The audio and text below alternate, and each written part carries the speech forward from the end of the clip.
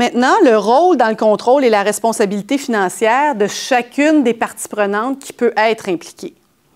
Donc, c'est un processus tripartite, c'est-à-dire que pour le contrôle d'une organisation sans but lucratif, on a la direction générale, le conseil d'administration et les auditeurs. Alors, ce n'est pas, et c'est surtout de ce point de vue-là que je veux le prendre, c'est-à-dire que ce n'est pas la seule responsabilité des auditeurs. Les auditeurs ne sont pas personnellement et même pas collectivement uniquement les seuls responsables de l'information financière.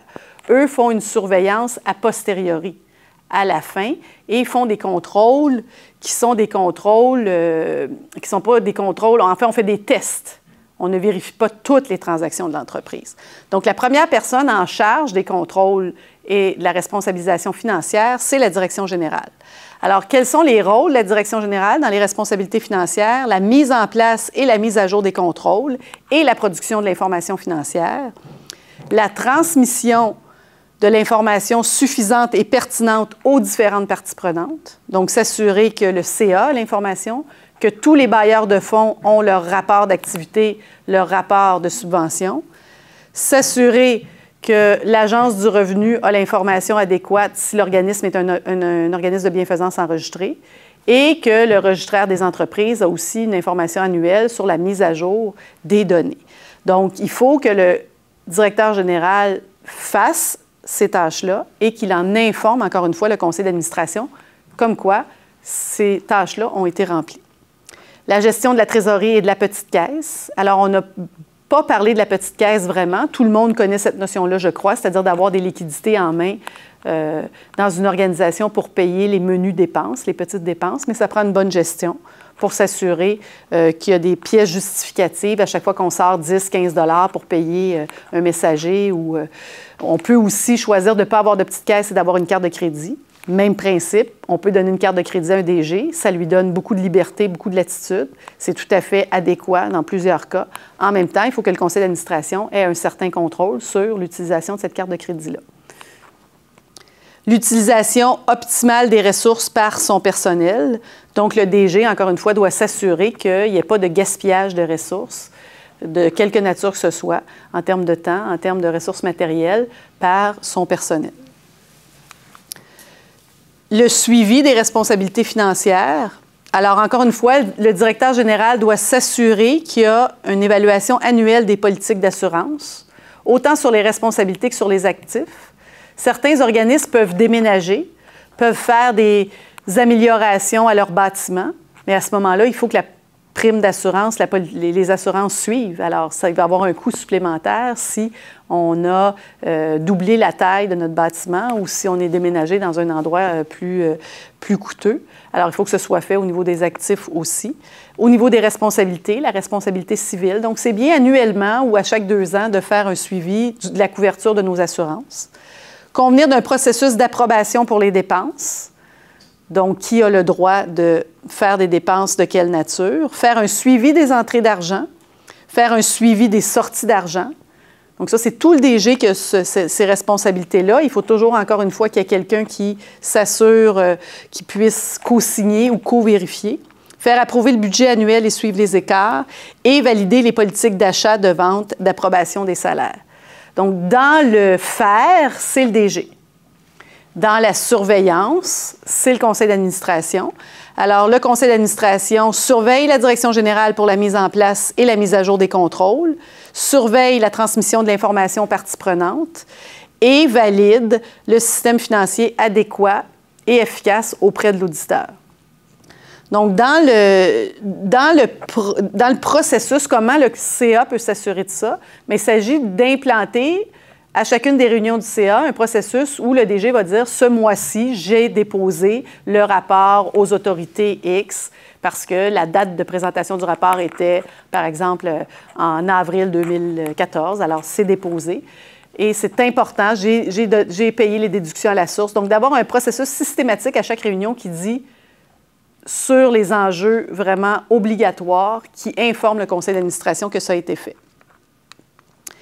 Les suivis des responsabilités financières du conseil d'administration, donc j'en parlais tout à l'heure, c'est-à-dire le suivi des déductions à la source, Les déductions à la source doivent être payées, c'est les retenues salariales que l'on fait sur les salaires des employés. Ça doit être versé à chaque 15 du mois. Alors, c'est important parce que le gouvernement charge beaucoup d'intérêts. Donc, si ce n'est pas fait à temps. Donc, on doit informer le conseil d'administration, s'assurer de la perception et du paiement des TPS-TVQ, s'assurer qu'on est conforme dans notre organisation au mode de paiement de TPS-TVQ. Beaucoup d'organismes récupèrent 100 surtout, ce n'est pas la bonne pratique. Donc, un OSBL récupère de façon normale 50 de TPS-TVQ, mais tous les cas d'exception sont permis. Alors, c'est vraiment quelque chose de très complexe, la TPS-TVQ, mais il faut que le conseil d'administration s'assure que la direction générale comprend bien. Et encore une fois, on peut questionner l'auditeur sur ces enjeux-là aussi. S'assurer du statut d'emploi, salarié versus travailleur autonome. Alors, pour la plupart des OSBL, on engage des salariés. Le gouvernement préfère qu'on engage des salariés. Un salarié, c'est quelqu'un de qui on prend des déductions à la source, justement, alors qu'un travailleur autonome, il est indépendant. Il existe des conditions pour être travailleur autonome. Alors, on ne peut pas travailler à temps plein pour une organisation et se déclarer travailleur autonome. Encore une fois, je n'aborderai pas dans le détail ici les différences, mais ce qu'il faut retenir, c'est que le conseil d'administration et la direction générale doivent être vigilants sur ces enjeux-là.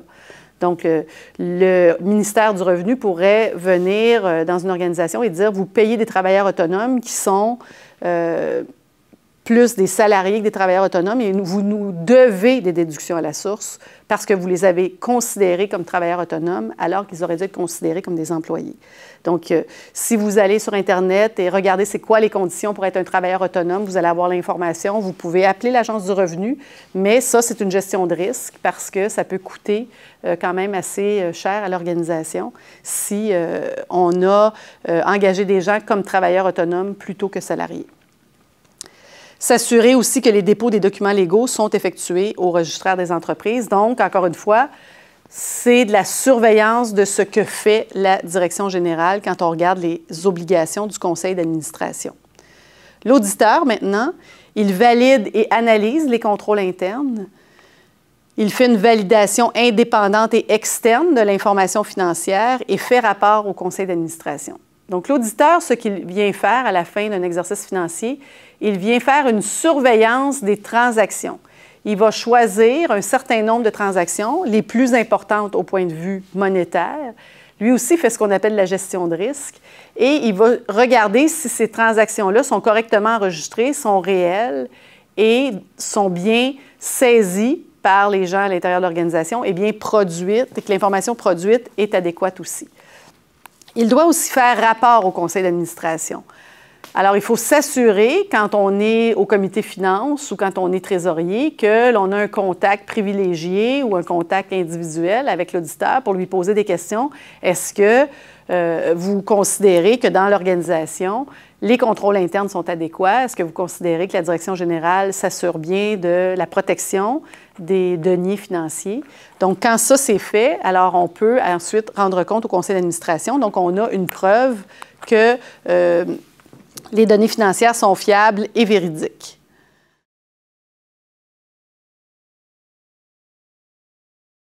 C'est pas facile. En fait, surtout dans le marché actuellement, il y a des très grandes firmes, il y a des moyennes firmes, des petites firmes. Certains OBNL vont préférer travailler avec les grandes firmes pour la réputation connue des grandes firmes. Les grandes firmes, habituellement, c'est plus cher, c'est plus dispendieux. Il existe aussi un marché maintenant où il y a des firmes spécialisées dans les OBNL. Donc, certains vont dire, bon, on va aller vers ça parce qu'ils connaissent notre réalité, ils connaissent notre secteur. Ça peut être bien aussi. Donc, il faut vraiment, je pense, prendre le temps de demander au moins 2 ou 3 soumissions à des cabinets comptables, regarder les gens avec qui on va travailler, parce que c'est un service utile, c'est un service important d'avoir quelqu'un de l'externe qui vient jeter un regard sur nos données financières, comment elles sont consignées, comment elles sont produites. Donc, il faut s'assurer qu'il y a une bonne relation d'affaires. Donc, choisir l'auditeur, c'est aussi important que de choisir, à la limite, un employé ou de choisir un client. Il faut vraiment se poser la question, qu'est-ce qu'on a besoin comme service, puis de regarder dans le marché qui va nous offrir ce service-là, qu'est-ce qu'on est prêt à payer, puis qui est prêt aussi à le faire. Évidemment, il ne faut pas non plus trop réduire les coûts de l'audit ou de la vérification des états financiers parce que les OBNL n'ont pas beaucoup d'argent, mais c'est un coût qui est important pour la crédibilité de l'information financière et je pense qu'il faut y consacrer quand même une bonne part de budget. Mais il faut, je dirais, magasiner parce qu'on va avoir un écart de prix entre la firme A, B, C. Il faut comprendre pourquoi cet écart de prix-là est là et choisir ensuite ce qui est important pour nous ou ce qui va nous plaire comme service rendu.